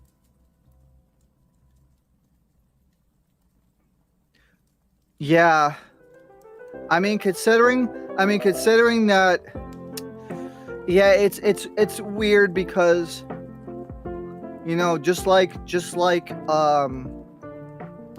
Larissa, you know, and some of the other talents, they are technically voice actresses, right? So I'm wondering if that's going to affect their ability to get voice acting work outside of Hololive, if you know what I mean. But I wish I had but anyway, on Lindsey Stirling, I have not listened to her stuff, so I don't have an opinion on it. But yeah, Liz is definitely. Listen, I will tell you this much, and I don't know if anybody else in the audience has noticed this about Liz. Liz, when she hits like upper fourth and low fifth octave, she kind of sounds like a mix between Bonnie Tyler and Taylor Dayne. Especially the way that she has the vibrato and her tone as well. Like I could definitely see, if I had a chance to request anything and she gets the perms, I want her to do two songs: "Total Eclipse of the Heart" by Taylor Dayne, by Bonnie Tyler, and then "Tell It to My Heart" by Taylor Dayne. She'll be absolutely perfect on those two songs. She could probably even hit the tone almost exactly. And man, I'll tell you, that's going to be the day. But here's the thing though. After what she did with her karaoke cover of "Unlucky," I would not be surprised if Liz and Gavis Battle actually write a song together. That would be fucking cool.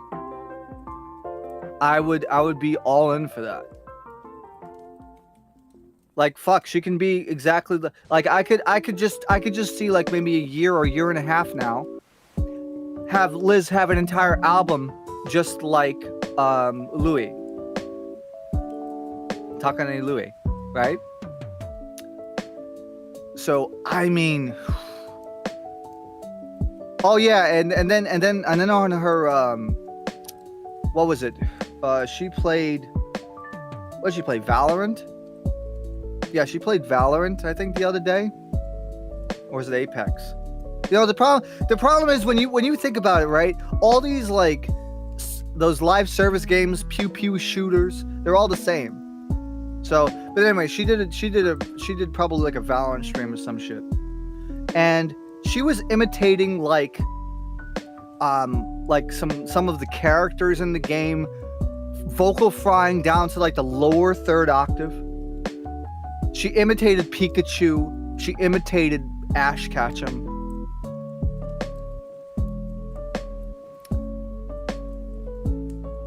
Yeah, listen. If Liz does a vocal collab with Nerissa, it's gonna be game over. I think the internet will explode. People will not be ready for that. Babies will be born. Power plants will explode. Birds will die and fall from the sky. It'll be like so perfect. It'll be like you know, you can hear the earth move. You could feel the earth move without it actually having being like an earthquake. Wow. But yeah, eargasm. Like, man, like I could just imagine them doing a duet together. Whoo. Oh my goodness. That would be like the end. That would be the end of me. Like only two VTubers have caused me to cry. Iron Mouse and Liz. Because I have, you know, that's like the perfection. Now obviously I think the biggest comparison will be like Iron Mouse doing her opera voice versus Liz doing an opera song. That would be a cool little, you know, little competition. But that would be awesome though. But damn, you get all these talented people. I totally agree with the consensus. You know, Yago found an incredible vocalist last year, and he did it again. And I am like super excited. Listen, if they're gonna have, I'll tell you this much: if they're gonna have a justice panel at Anime NYC, just like they did with Advent, that is gonna be nuts. Like, imagine a special karaoke session with Elizabeth at Anime NYC on the floor. That is gonna be nuts. Like, that alone will cause the thousands of people will stop dead in their tracks to watch. I will guarantee you this. Now, the positioning of the HoloLive booth, where the monitor is, where the display is, they have like a whole big carpet, and it's right near one of the entrances on the main level, on the first level. I will tell you that if they announce a Liz karaoke, people will be lining up 3 hours before to fucking do this. Like, people will stop everything that they're doing to just sit there. And then when it actually goes on, I will guarantee you that the normies that will be at the con will stop and awe at what they're listening to and what they're seeing. There's gonna be crowds that you wouldn't even believe. That was the case. That was the case for I think what was it? One of the stars. What was it? Who was it? It was who was it? Octavio? Somebody. Who was one of the newer Tempest that has a great voice? Is it Octavio? Oh no, Baka, right? Hazon Baka, right? The Brazilian guy. Oh, is he Brazilian or Filipino? I forget. He's a Filipino guy, right? Because I could tell you, like, especially with the vocalists, I remember that people were like stopping what they were doing and crowding, like insane, like last year.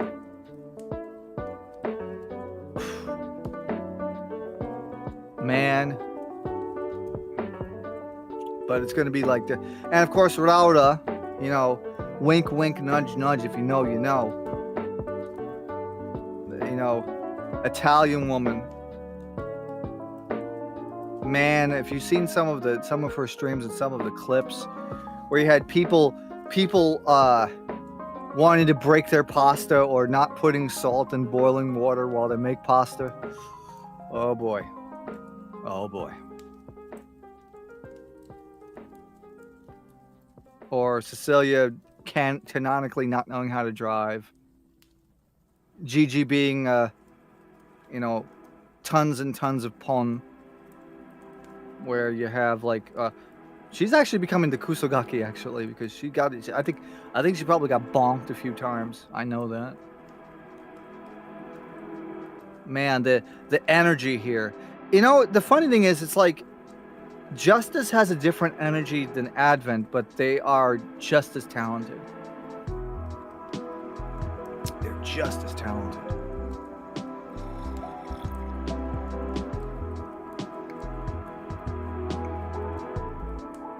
Well, in a nutshell, the lore is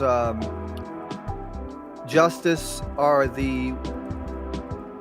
is the group that are going after Advent and trying to catch them and put him back in jail.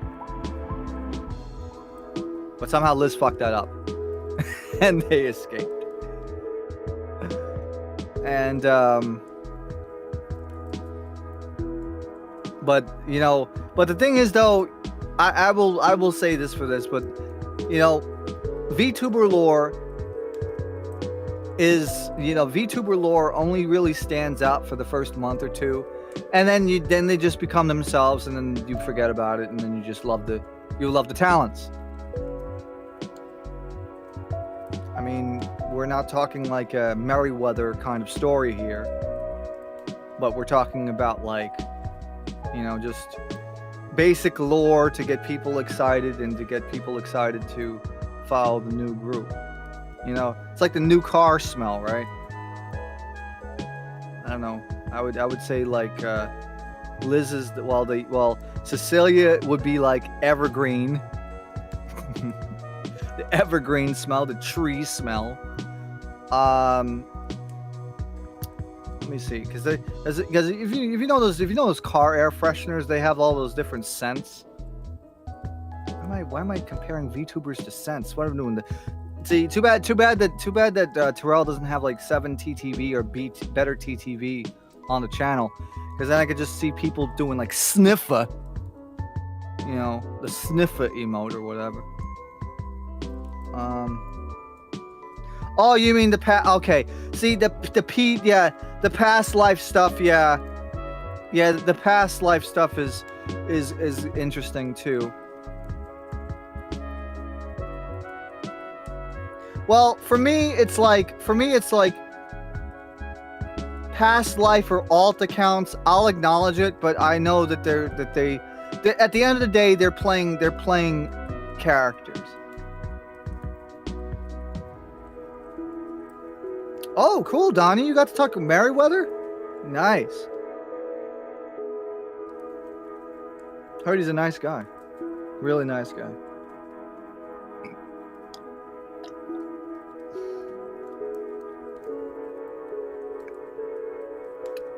Yeah.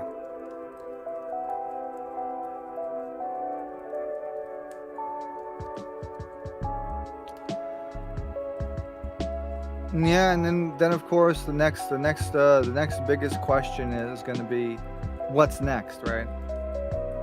Who's next? Because there's always that excitement drumming around. Also, man, you know, Hololive is thriving while Niji is dying. Because I am sad. I am so sad that, you know, Niji EN is like a shadow of its former self. You think about this time a year ago, they were doing well, and now people are so pissed now that Niji like completely canceled all of their events in the Los Angeles area, like what, a week and a half before AX, after people spend thousands of dollars to freaking fly over and they can't get refunds. That was shit. But from what I understand is that they only sold like 14% of ticket capacity on all the events, which is sad.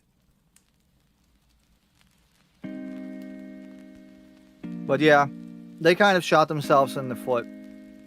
And I feel sorry for the good talents that are still there, but it's like, man, it's going to be a matter of time when that branch folds. And that's, yeah. Yeah, Niji JP is the only one that actually is keeping them afloat at this point. And as I mentioned before, I think a few weeks, well, about maybe a few weeks or a month ago, that the Japanese branch is thriving. Like, I've seen a lot of merch on the Japanese side and seen them in stores, and it seems to be selling because some of them are sold out. But yeah, it's too bad. It's like, you know, I think though it's kind of, no, I've been to Japan like 7 times.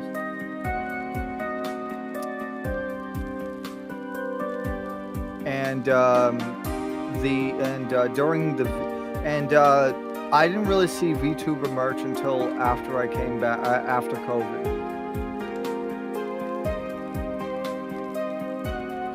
Because I just went to Japan again like last month. So, but I've seen merch like in 20. I went twice last year. I've seen plenty of like merch. And also I went to the Hololive Dome City, Tokyo Dome City thing last August. And they were all out of the HoloX, the Holux acrylic stands, and I wanted those. Yeah, I would have loved to try to go to HoloFest, but last year I was about maybe 3 weeks early. 3 weeks too early. 2 or 3 weeks early. Who goes there? Oh, hi, KG. Yo, we're live. Well, yeah, we're live. Hi. We're live on Terrell's channel. He's basically sleeping. I'm talking. Wait, he actually conked out? Yeah, he's doing a sleep stream, but he has us on the speakers, but he has his microphone muted. Ah, so he could still hear us, right? Yeah, and if you want to chat, you can just open up the stream. I have the stream chat open. Hold on, I gotta play the only proper audio right now to celebrate this occasion. There we go. All right, I'm good. Saving up for a Japan trip in the spring or fall, probably 2025. That's good. It's now, you know, kind of crazy because KG, I was talking about, you know, the new Holo, you know, Justice, and how I was able to procure, you know, the tickets for the concerts, and I was talking about like Elizabeth and all the others. Mm-hmm. Hold on a second. I gotta do this justice. I feel like being in my headset is not serving good. Let me switch over to my other mic. But I'm still gonna be here to listen to it. Okay. So yeah, so I would say so. Yeah, saving. Yeah, now is a great time to start saving up to go. Because right now the yen has like hit rock bottom, It's like we're talking about like the best exchange rate in like 34 years. I think since like 1991 or something like that. Let me just look quickly on Xe what the exchange rate is. Oh shit, we're almost at 161. Holy shit. And it's funny because what was it, earlier this year I went to Japan and I went at what possibly was at its lowest at the amount at the time. And of course, it was about 1.3 or something like that at the time. Or I don't know how you usually say it, but it would be like it would have been around maybe the 150 or 154. No, I never got the 150. It was when you went that it went to the 150. Okay, so you probably did around maybe 143, 147, something like that. Yeah, it was around like at best low 40s though, for sure. Yeah, but Donnie, now it's best. Yeah. Now, at least I would say is that if you are planning to go, get yen now. Buy yen now from your bank. Exchange your money so that you will have it, because the exchange rate right now, even because, for example, Chase is around 7.3 to 7.6% loss off of the mid-market rate, and even then, like right now is the time to buy yen. Like if you want to go, convert money to yen now. What caused the yen decline? Inflation. That's what caused it. Also, speaking of which, Donnie, I had purchased both of the Chip Tanaka albums of the Lost Tapes. So I'm getting the Lost Tapes that came out 3 years ago, and I'm getting the more Lost Tapes, which has like the 15 or 20 Pokemon demos on them. Hey, Navy. I'm just saying hi, Navy, in the chat, Kevin. Yeah, no worries. I'm about to open up his chat box in a second. Yeah. So I did the pre-order for both. Well, I did the pre-order for the More Lost Tapes on CD Japan, and the other one is on a back order, but I know that it said it was 2 to 4 weeks, so probably it's going to come at the same time. I was talking about the Hirokazu Tanaka Lost Tapes, the More Lost Tapes that's coming out, because I ordered both CDs. Both CD things. Oh, great. Me and Terrell actually had a stream about this, but like I said, we have the time, so I'm going to talk right now. How much will you save up for a Japan trip? Bare minimum $4,000 to $5,000 in total with everything. Depends on how long you plan on going. I recommend. And most importantly, how far you intend to travel. Because that also will apply to... Yeah, absolutely, Almighty. You can actually buy yen in America through your bank. You can just convert money.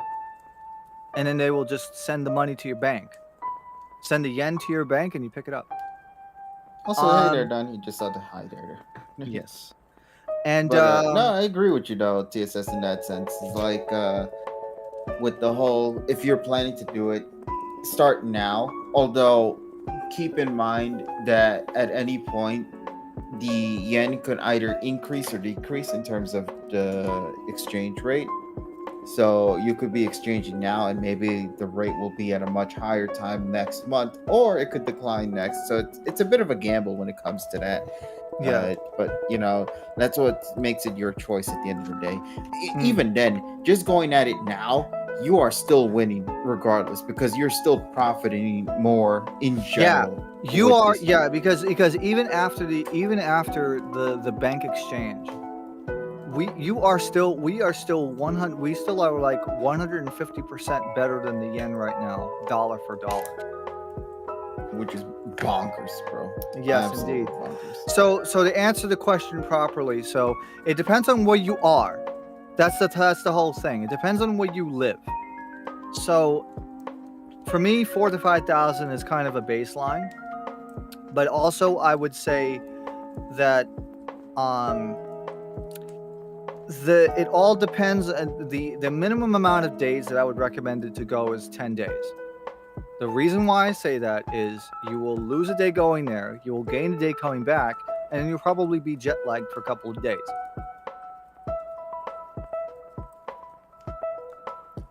Okay, then that means a 10-day trip will probably be fine. I usually like to go for 2 weeks, like 14, 15 days, because then it gives me the flexibility to have weekends just in case there's like concerts. These freaking people are blowing out fireworks over here. Okinawa is a slog, especially if you're going to be taking the flights out. It's gonna be a bit of a task, and also it's gonna be pretty expensive. So again, but for your first trip, doing like 10 to 14 days is fine. Is fine. It's fine. Because what you want to do is for your like first experience, you want to stay around Tokyo. You want to definitely take the trains, explore, go to random places that nobody talks about. That's what, because usually what I like to do is once I get like a JR Rail Pass, the Japan Rail Pass, I get on a train and I go somewhere random. I either find like a book off or a hard off somewhere, or a hobby off. Okay, and just get on a train and go. Red light district. Go to fucking Ikebukuro, or Shinjuku, like Sanchome or something. But yeah, I mean, for me personally, it's like I have like a set thing that I want, set places that I have to go to. Usually, most of the places that I usually do shopping, I usually hit them once. I hit them at least once when I arrive, and then after that, I try to find other places to go to. Like for example, this last trip, I went to Takasaki for the first time. I went to Omiya for the first time. I'm sorry, not Omiya, sorry. Ofuna, which is the southern end of the Keihin Tohoku line. I went to Ofuna for the first time. I went to go off the top of my head. Oh yeah, I went to Nara for the first time. And actually walked around the Nara Deer Park, but also the area around the Nara train station, and that was fun. Had a great time, and then didn't really get to do anything new in Osaka, however.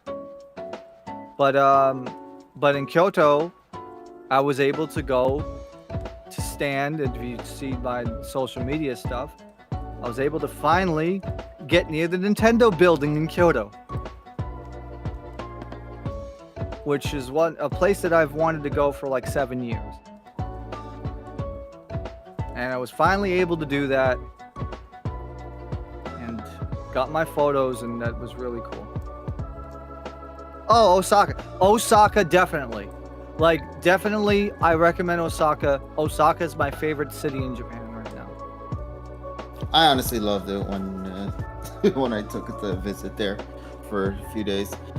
I'm gonna say this though. I don't know if you had anything else to add. I understand that you said the 4,000 to 5,000 for like a first flight, or first experience there. Here's the thing though. There is the budget version, and then there is the ridiculous one, which is the one I did. And this is something I want to also give my opinions on it as somebody who finally had the opportunity to also visit Japan for the first time, compared to you, TSS, who has visited there multiple occasions. So I went into it with a much more extended route. And for my experience, I believe I was there for roughly 18-ish days, if I'm correct. And my budget was 3 times the amount of what TSS had just said right now, which was roughly 15K in general. Now, mind you,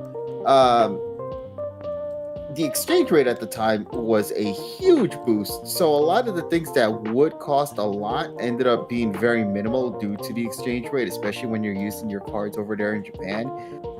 Things that would normally cost $60, say here in the US, would actually just cost maybe like 47 over there because of the huge difference. And especially if you do the whole tax cut. Which is such a, first of all, I know it's kind of a scary thing carrying your passport around, because you know that's literally your life right there, you know. But just from my experiences in Japan, everyone's so chill, everyone's so calm and collected. Like, you will feel comfortable carrying that thing around. I can't do that here in the US, bro. No. In Japan though, that shit could be in my pocket and I'd be good with it. Now, mind you, I bring my backpack all the time, but like, you know, that's just how comfy it feels with just carrying that around. Go ahead. I'm sorry. No, I was just gonna say, and that's a life item. Like, you cannot lose that, or you can't worry about that, you know. But like in Japan, you'll realize just how significant and important carrying that passport is, because it also will play a role in terms of getting discounts in Japan in many, not all, many stores. Yes, which is a wonderful thing. Yes. I usually keep. I when I go to Japan, I keep a neck stash, and what it basically is like, it's a pouch that's a long pouch with like Velcro on it, and then zippers on the side, and basically I carry my cash, I carry my passports, I carry my IC cards. And also the cards, the IC cards that are used in like the game centers and stuff. Now I am kicking myself because my brother was able to get after the like a 5% Visa discount and tax free with the exchange rate. He was able to get Paper Mario Thousand Year Door for $34. Yeah, that's a steal, bro. That's a huge steal. Especially a title that just had dropped, bro. Yes. We're talking about a Nintendo. That was the day IP, that was the day it launched. Launch that's day. What I call steals. Volume $34. $34. Dude, the exchange rate over there in Japan was amazing, man. I also want to preface this as well. Yeah. Just as suggestions, as well, to lead into more of what TSS is saying, because I 100% agree with the budget as well. At the end of the day, if you have a specific amount of money, you always want to make sure, even though if your idea is to go for, say, $4,000 or $5,000, make sure to still go have a little bit more on top of that. Yes. And the reason I ask this is also because I highly recommend you guys check out sites that offer events in Japan, wherever you may be, whether it's in Osaka or Tokyo or Kyoto, Nara, wherever it could be. I would recommend using websites out there that have like particular events that you can register and partake in. For example, there is the Viator, I believe, is one of the many that exist out there that you can use. Also, let's say if you're going to Hakone, like you got to go locate the Hakone Free Pass, which is a wonderful thing to use because it gives you access to all the essentials of like trains and transit systems to go from place to place, and even gives you free access to enter certain spots as well for free, which is wonderful. I gotta remember what the name of the site was called for a bunch of these things, but I still have like it was Viator and some other ones I'll probably remember off the top of my head, but I always recommend and also I do have to ask, like, let's say for example, if you're going to travel to a particular part of Japan, where are you going to go first, and most importantly, and then from there you just sort of work things out and see where things are.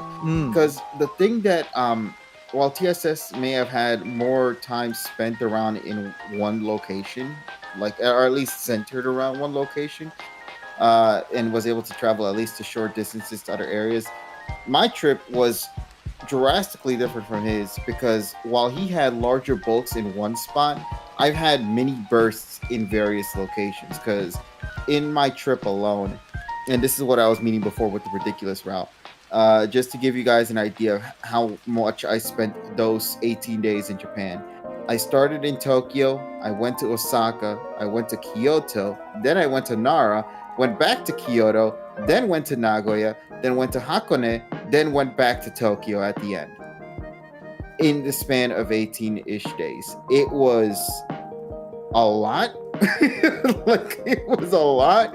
But I made sure I used every minute that I had in those moments, man, because every single area is an experience. I could tell you right now, like when I went to Osaka, if you're going to go to Osaka, highly recommend you get the Osaka Pass. I believe they have one like for 2 days, depending if you're going to be there for even for 2 days. It's still wonderful to have because it gives you a lot of cool access to certain rides and attractions that are within Osaka's area.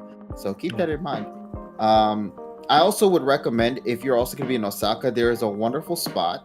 I remember posting about this on Twitter that day. It was around my birthday.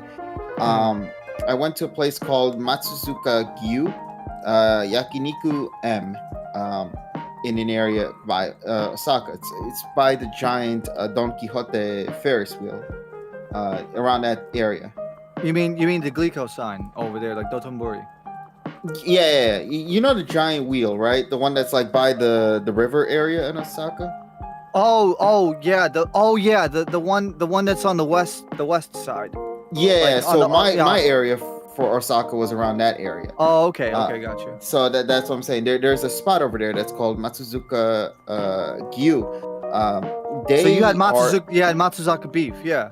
Yes, one of the rarest beefs to get because apparently, for what I was told, you can only get it in Japan. Yes. They don't really import that outside of it due to certain reasonings behind it, which is insane. I didn't know that. So go ahead. I had that with beer and just a whole collection of things. We had a grade 5 chef essentially giving us all the details of everything. So you had like an A5 Matsuzaka beef. Yeah, dude, we put the budget in for that. I didn't care how much it cost because at the end of the day, and this is something I want you guys to understand, and this is something I learned prior to the trip that I highly recommend you guys also keep into consideration.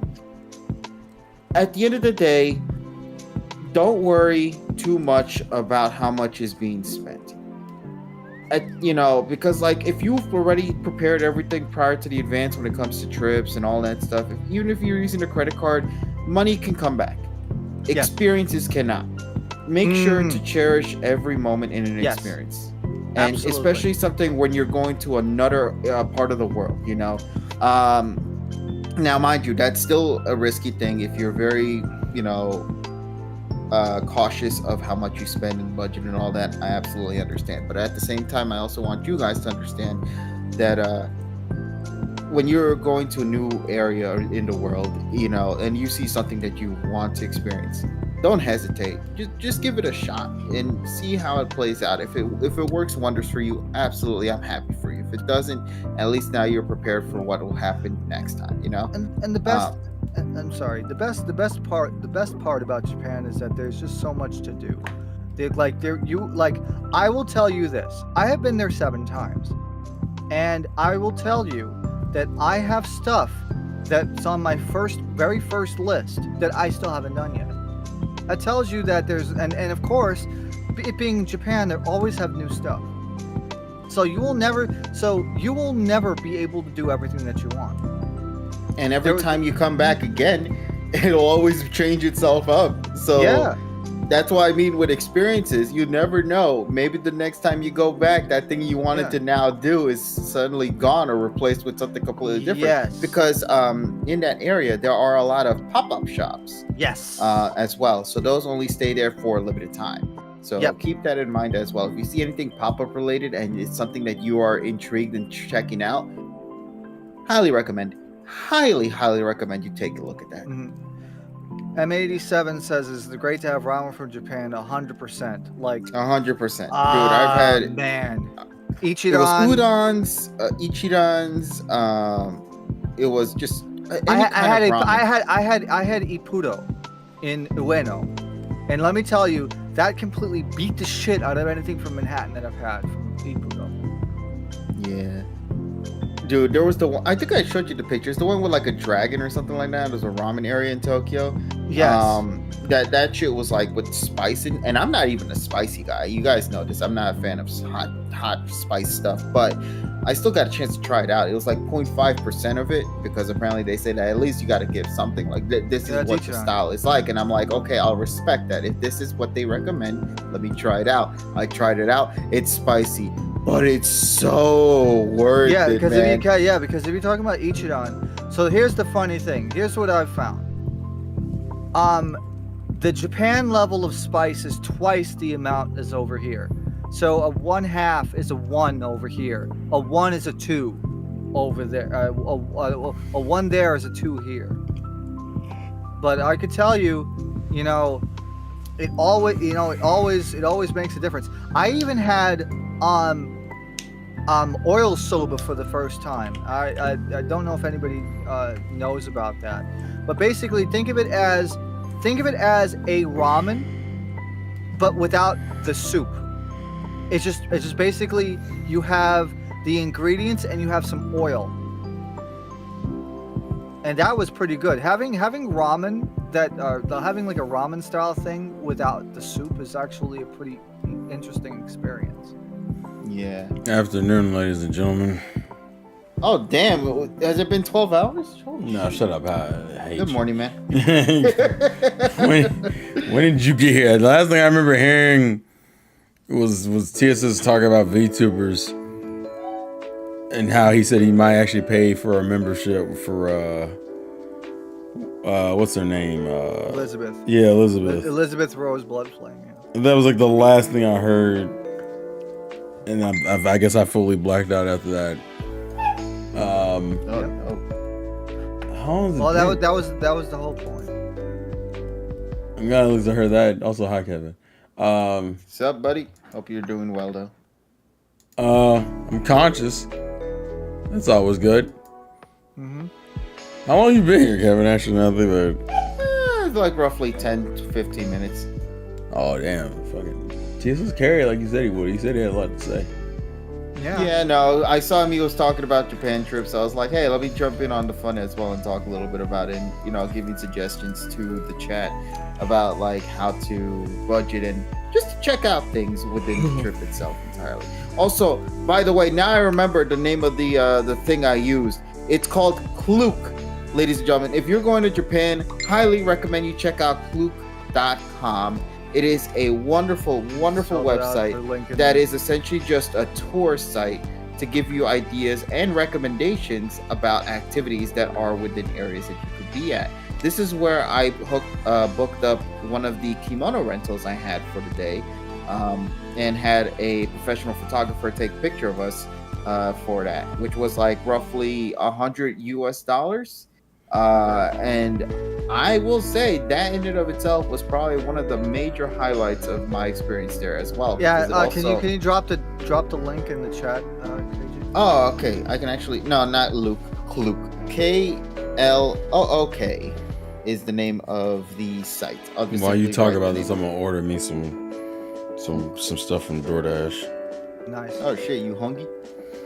Yeah. Yeah, I mean the man was sleeping there.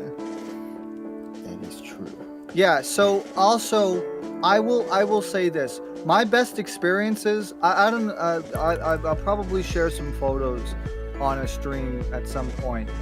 Some of my favorite places that I remember were actually ones where I just got on a train, took it for like 1.5 or 2 hours, got off the train and looked around the area. And you just rode off into sunset.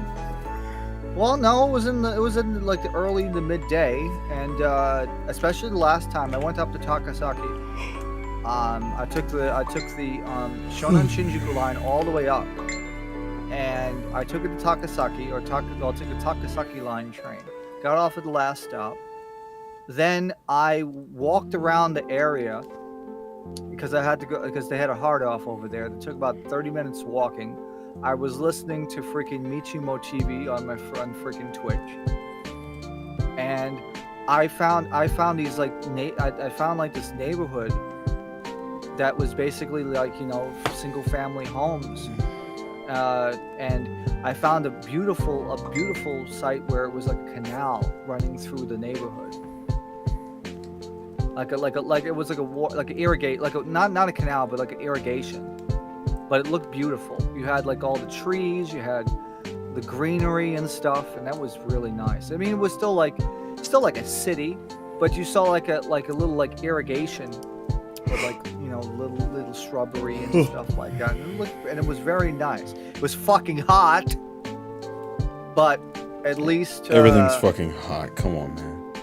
But at least I enjoyed, you know, walking around and everything like that. Even got to go into one of the largest Sudagayas that I've ever seen. Sudagaya is like a rental place for Bro, get some CDs, ramen. DVDs, and Blu-rays. No, I had ramen earlier.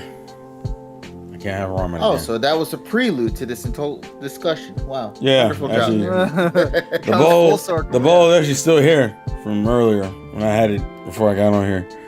Oh. If do any of y'all speak Japanese? If so, what tips do you have for learning? As somebody who speaks No Japanese. 4 words of Japanese, my advice is, when it comes to going to Japan, don't worry too much about the barrier that exists, because they do accommodate 4 different languages, and there are thankfully a lot of wonderful tools that both people in Japan use, and also body language as well, you know, is also Now, a key thing. I just realized something. Is this However- Is this a part 2 to the video that me and TSS did last year? Yeah, it is. It is. Except now it's coming with the my edition. In other words, the Yes. Chaos edition. So- But I will say this, however, learning survival Japanese and how to read basic signage will definitely help you. Yeah, it especially, wouldn't hurt. especially if you are going to go to places where they're outside the major cities or in a random town. Like I remember going to a random city in, where was it? It was I went to fucking Ofuna. And there was almost no signage in English. Now, I will say this. There is a very wonderful device I would recommend anybody to use, because there were a lot of people that I got from using the taxi service over there, because I'll be honest, I think I rode the taxi like 30-40 times in my trip in Japan, just to give you a heads up. Yeah, that's because we were going all over the place. So we, you know, and also Cage, you can't sit still. Come on now. Well, I mean, what? No, I sat on my. you didn't want to take a bus? Is that cheaper? I took a bus. I've taken buses from some of them, but like for long distances, that is long. Yeah, I'll take the other things. Now, here's the thing though. One thing I would recommend you all try, because I did end up investing in it thanks to a lot of taxi drivers and a lot of people who happen to be in the area who use this.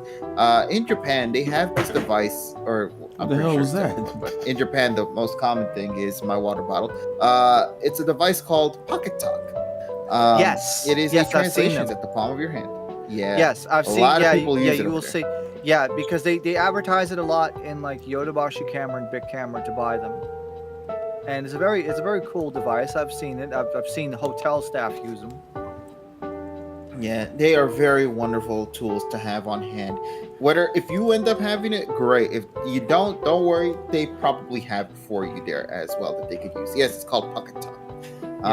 But I think it's not like it's not 2 separate words. It's just one. So It's one. Pocket. Yeah, it is. I'm Talk. looking at it now. It's like transitions in the palm of your hand. Yeah, it's a wonderful device. I highly recommend taking a look into, and maybe even getting one over there as well, because I'm pretty sure they probably are a little cheaper there if we have to go with exchange rate. How much is it? Let me see how much they are here. No They're idea. Sure. They're $249 here. Yeah, I think Yeah, I saw I'm not them gonna say they're- for like I think I saw them for like over 20,000 yen over there. Yeah, Oh, really? So like below 150 US around, if we're going by the exchange rate of the current now. So Actually, yeah, guys, it is I'll essentially. post the link in the chat for you guys. Oh, never Oh, mind. Donnie already did. Donnie is so quick and helpful.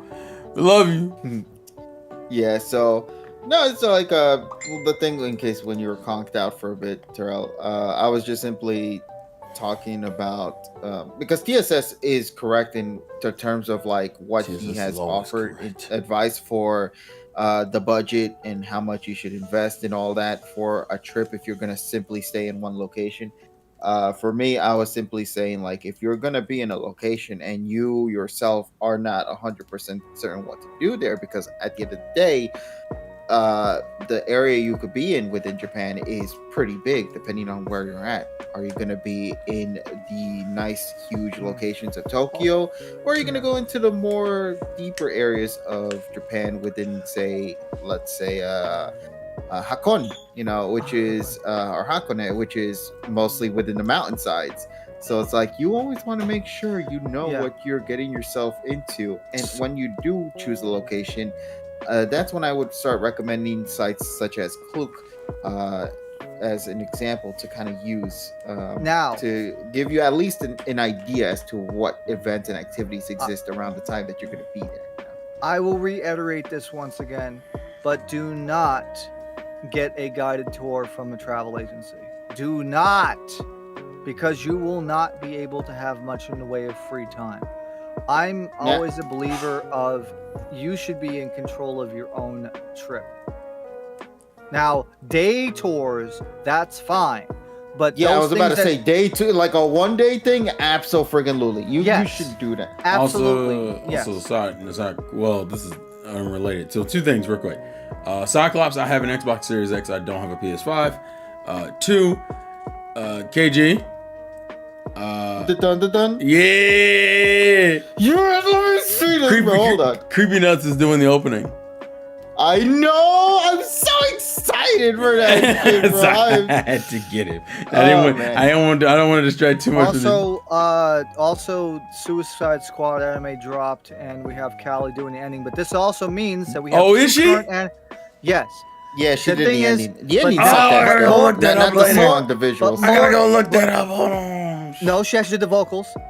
I gotta go look that up. Now, here's the now other thing, the though. vocals is great. The ending. Yeah, visuals the other are- thing is, so this means that we have two concurrent anime going right now that have the song lyrics and the song lyrics written by Gigaloid and Teddy. Because one is the Suicide Squad ending, and the other one is the Pocket Monsters 2023 ending, which is the kinda one by crazy. Lainana. Which, yeah, so we have two, and those are like, and those are like, Gigaloid and Teddy does a lot of like, Japanese VTuber stuff. So in terms of like the music, so it's kind of funny, it's kind of crazy to think that now we have two anime right now, two major anime that have, those as composer for their Yeah. ending. Once again, just I'm loving the variety that's sort of starting to kind of bounce back up in anime for music, at Yeah. least, because we've been in an era where it's just been the traditional style of anime openings, and it's just great to see that even with I really do believe the VTuber side of things or the Vocaloid side of things are probably the most creative in recent memory, because a lot of the songs that are being produced by the well-known artists out there is following the formula of what makes a song good. But for Vocaloids or VTubers or whichever musicians that are starting to slowly become more prominent in the scene, they're more on the experimental and creative side in that sense. Nine Lana Let Me Battle is a perfect example. Suicide Squad, as TSS had just mentioned before. Freaking Dandanons is gonna get one for sure. It's freaking Creepy Nuts, and they have been one of the best duos out there that's just slowly and surely becoming on the rise for sure. And if you guys are curious to hear his music perform or their music performances live, and you happen to be in Anime NYC this year, they're also going to be here to perform as well. For If you didn't get a ticket, yeah. But if Are you y'all didn't get- going? Is Yeah. either one of y'all going to that? No. Yes. Oh, you are going? Okay. Is you? Cage's going. Yes. Yeah. All right. I'm asking the opinion of the live experience. Then I'm curious to see how this goes. Then I would have wished I could have seen that much though, because I didn't. Yeah, you know what though? I'm really hoping that now that Anime NYC is going to get the full Javits Center, we're going to get more, like the vendors going to get bigger spaces. Oh, really? Because I'll guarantee you this: I think Hololive needs a bigger area. They're going to need a larger area. That sounds pretty on brand for you. To be like, where's the more Hololive representation? Well, yeah, and like I said, if Liz does a karaoke there, then the normies are gonna fucking stop in their tracks. Hey man, that shit. I think it was one of the few times I was watching a fucking audio performance, and I got goosebumps, and I was like, oh shit. Yeah, it's like this is for free. Yeah, she absolutely did her thing. I'm not like, I can't even, like, goddamn. She's probably my favorite, like, Hololive singer now. Just Who is it again? Elizabeth Rose Bloodflame. Yeah, like her fucking, like, debut stream. She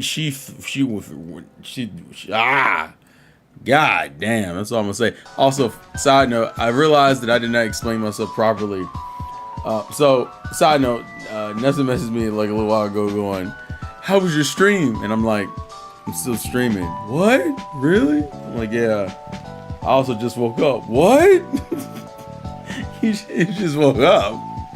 I thought you said you were streaming. And then I took a essentially it turned into a solo stream of me on your channel, and then KG. Yeah, weirdly enough, I hate this. The title of the stream is still "How Evil Are You?" Where the first like maybe hour is like this deep intellectual conversation. Then it's me unconscious, and then TS is talking about various things with Japan that somehow leads and ends with suggestions and tips on traveling to Japan in 2024 as 2025. It's very, like I said before, we're very evil. Well, no. It's one of the things I'll say when it comes to my channel is the advantage of like not being locked in, because this isn't a job for me. There's no like insane obligation. I can do shit like this and know that it's probably not the most logical thing to do, but hey, I'm not getting paid yet. The retreat, it's your pre-sleep stream. You're testing out the waters. I am surprised I kept viewers, but I think that's because of TSS. Like, realistically, I think it looked like it, from when I'm looking at it, hovered around like 10 viewers. Yeah. But I think the reason why I even hovered at 10 viewers is because TSS was here by himself talking. Like, a true sleep stream is no audio, no talking, and then just audio from the thing. Oh man, do I have to put money down to play like a loud music? Yeah, but think about this. That was my initial thing. Like, the way I had it set up is I could still hear TSS in the music, but I had my mic muted.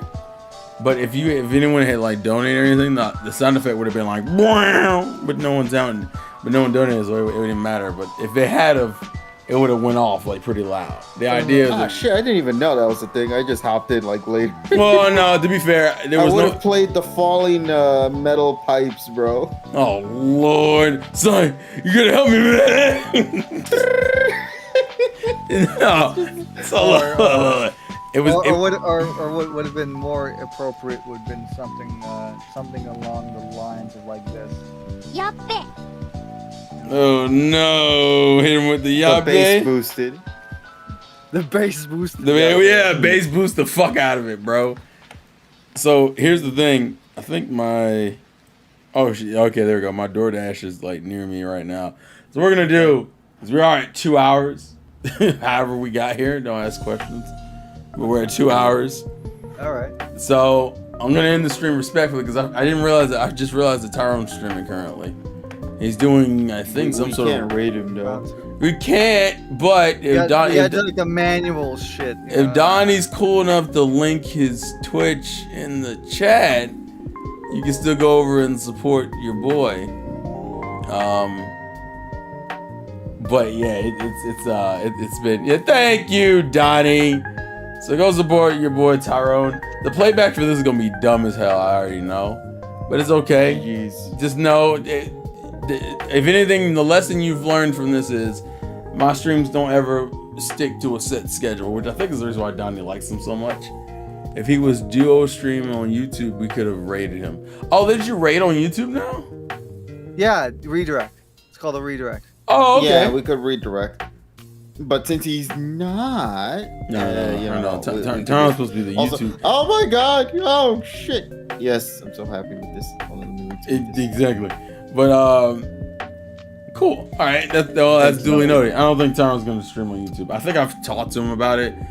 I think he might do it in the future, but he hasn't said anything about it since I brought it up to him a while ago. So it is what it is. I'm gonna end the stream. And then I'm gonna grab my food from the front door because apparently it's sitting in my chair outside, and I just saw the lights go brown outside. So I guess we're good. Actually, I don't know. The lights don't do brown sounds. I just like the noise brown. Anyways, tomorrow will be Persona 3 Reload. Shinjiro has died, but the plot still goes on. And I think that's it for me. TSS, you're not streaming tomorrow, are you? Probably not, but I will stream at least one time next week before the Friday, and the Friday we're going to be back with some DQ5 PS2. And remember that next month in July I will be debuting my Chibi model, so please take a look at that. Donnie is working on some stuff for me behind the scenes. I was speaking of Donnie. I don't know if you finished that video. They'll see that. They'll see my stuff in the future. I have that video, and then I have another idea for a video I'm gonna send you later once I record footage. KG, are you doing anything this weekend that people need to know about? I know you posted a video recently. Yeah, I only just posted. I'm gonna keep posting more videos on YouTube. So I'm not really doing much on the stream side of things. That's mainly because I've just been playing more so here in like the Discord.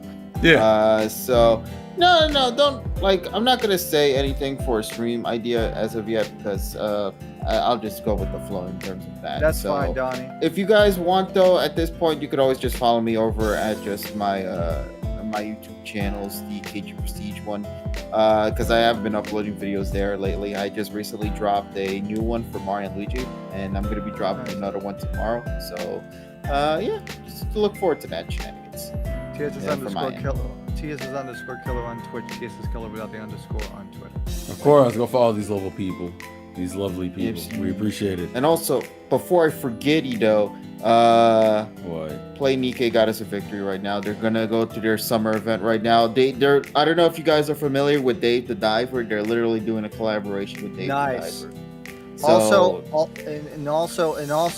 Uma Musume is getting an English version. Whoopee, we're gonna be fucking playing that shit too. Now, just be careful. If you're gonna do anything lewd, drawing wise, you cannot. Just know that the Yakuza are gonna come after your ass for going out of the way to make explicit shit. So just please don't do that. I wouldn't dream of it. Of course, I wouldn't do that. That's disgusting. That's so impure. That's anyways, I'm gonna. Don't be like our own divorce fuck.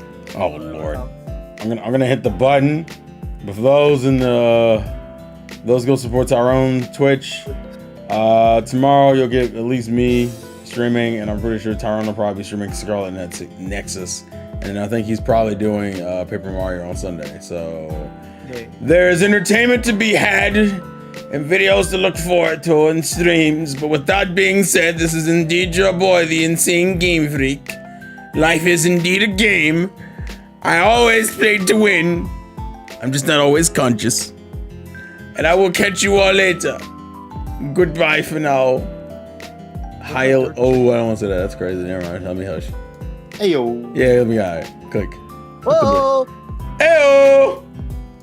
Wait a minute. Why? I